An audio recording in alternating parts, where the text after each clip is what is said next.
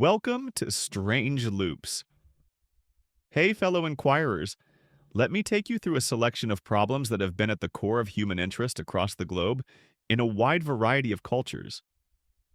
These problems are deeply intertwined with being human in the world, that we have been unable to resolve the theory surrounding them with sufficient clarity.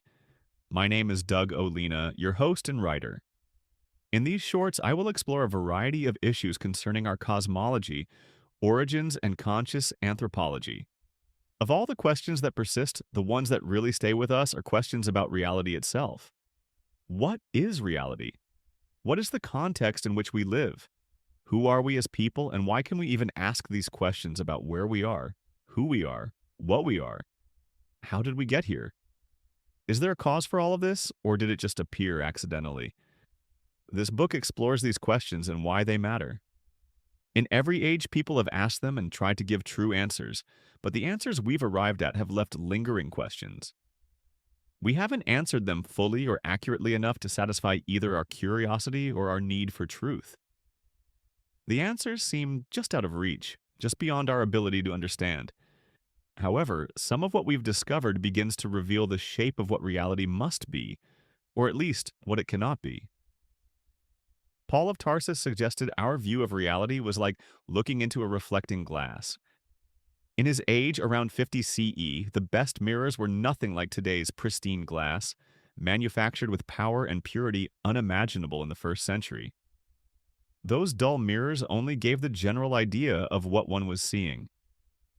At best, our approximation of reality is much like that. Even the best mirrors distort reality, switching right to left, creating depth that isn't really there except in our perception. Looking back on history gives us perspective about what people believed and understood. We understand better because we have our predecessors' understanding to start from.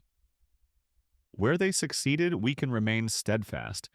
Where they stumbled, we can move in other directions, though we shouldn't think of our new directions as anything but experimental.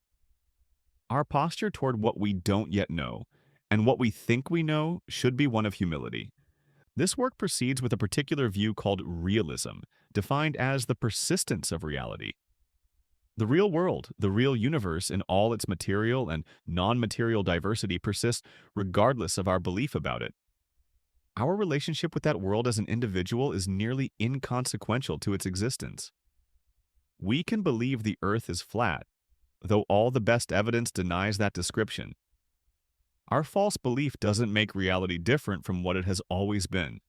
The questions remain.